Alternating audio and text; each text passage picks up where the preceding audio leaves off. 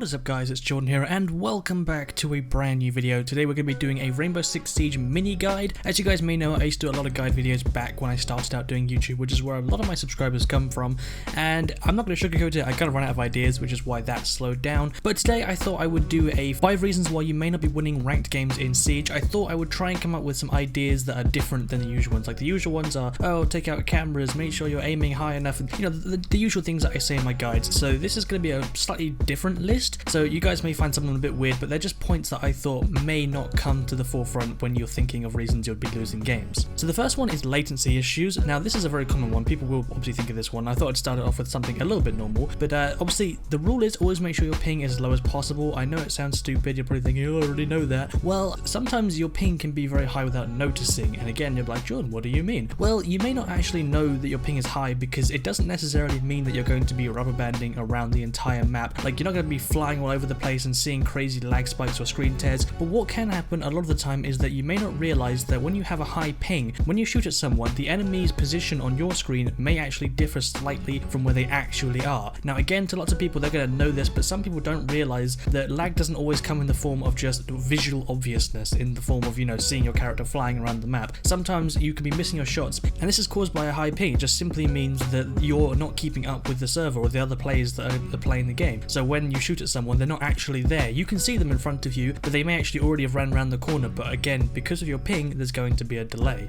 Now this can easily cause you to lose lots of shots and die in what some would consider bullshit ways. You know, when you die and you think that, oh, there's no way that shot could have hit me because I was around the corner. Well, it's probably caused by lag. Several solutions to fix lag is if you have a wireless adapter, try and see if you can get an extender or make it as close to the router as possible. That's what I do. I don't have the USB plugged into a USB port on the tower of my computer. I have a USB extender which I plug into the computer, and then I run the cable literally to the corner of my room which is closest to the router, and then I have the wireless adapter plugged into that, so it's as close to the router and away from all the interference of my TV and other things as possible.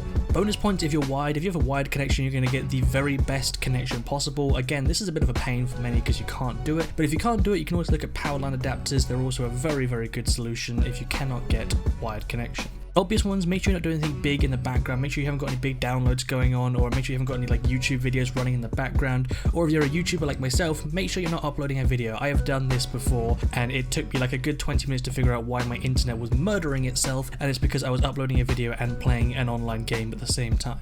The second one is your keyboard and mouse setup. This can cause more of an impact on competitive gaming than many realize, especially if you're just getting into competitive gaming or Siege specifically. You don't realize how much of an impact this can make, especially when it comes to wired versus wireless. Now many people go for wireless because of the convenience, and I totally understand that. I've gone for wireless as well, but if possible go for wired because there is a delay when you have a wireless, which many don't realize. Some of the very expensive wireless gear does not have that delay as much, or barely noticeable, but if you've got like an average wireless keyboard and mouse, you probably don't realize it, but there's going to be a slight delay. And again, I can't stress that you will not know this half the time because it's so minimal that you just don't think about it, but when you're in a competitive game like Siege, it can cause a real pain, which is why I actually have 2 keyboards and 2 mice. Sorry, I have a wireless one for like when I'm just not playing Siege, and I have a wired one when I'm playing competitive gaming, which sounds like a pain, but I just don't like to have wired all the time because there's too many cables in my room. Another good thing to look out for is adjustable DPI on mouses, because this is very useful again because you can just another level of customization to allow you to really set everything up to be perfect for you, which is again going to just give you that slight edge over other people. Third point is a more game specific one, and that is simply teammates. Sometimes it really isn't you. Playing with randoms can always be a risk. If you're playing with bad teammates, there are several things you can do to help bring them together and improve your chances of winning.